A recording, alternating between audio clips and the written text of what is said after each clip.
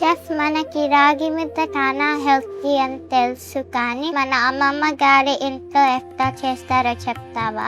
రాగి ముద్ద చేయడానికి ముందుగా కడాయి మీద తాగి నీళ్లు అరగబెట్టాలి. తర్వాత దానిలో ఉప్పు వేయాలి, కొంచెం ఉరికిన అన్నం మిక్సీలో పెట్టి వేయాలి. ఎందుకంటే అది డైరెక్ట్ గా రాగి ఫ్లోర్ వేసి ముద్ద చేస్తే కొంతమందికి డైజెషన్ అవ్వదు. కొంచెం అన్నం మిక్సీలో వేసి వేస్తాండి, కొంచెం పాలు వేస్తాండి, తర్వాత ఉప్పు వేసి నెయ్యి వేసి నీళ్ళు మరిగిన తర్వాత రాగి ఫ్లోర్ వేసి రాగి పిండి వేసేసి బాగా కలిపిన తర్వాత రాగి ముద్ద అయిన తర్వాత ముద్ద చేసి సర్వ్ చేస్తాను. రాగి ముద్ద ఎట్లా చేస్తారో చెప్తావు కానీ షెఫ్, రాగి ముద్దతో ప్లేన్ గా తినచ్చా లేకపోతే కాంబినేషన్స్ తో తినచ్చా? యాక్చువల్లీ రాగి ముద్దకి మెయిన్ నాటుకోడి పులుసు అండ్ కోరి కూర అండ్ చేపల పులుసు, మటన్ కీమా కర్రీ కూడా బాగుంటది, మటన్ కర్రీ కూడా బాగుంటది. అన్నికన్నా పర్ఫెక్ట్ కాంబినేషన్ అంటే నాటుకోడి పులుసు, చేపల పులుసు అండి. షెఫ్, మన నాటుకోడి పులుసు ఎట్లా చేస్తారు? నెక్స్ట్ రోజులో చెప్తాను. ఇప్పుడు రాగి ముద్ద ఎట్లా చేస్తారో విన్నారు కదా, నెక్స్ట్ వీడియోలో నాటుకోడి పులుసు ఎట్లా చేస్తారో చెప్తాం.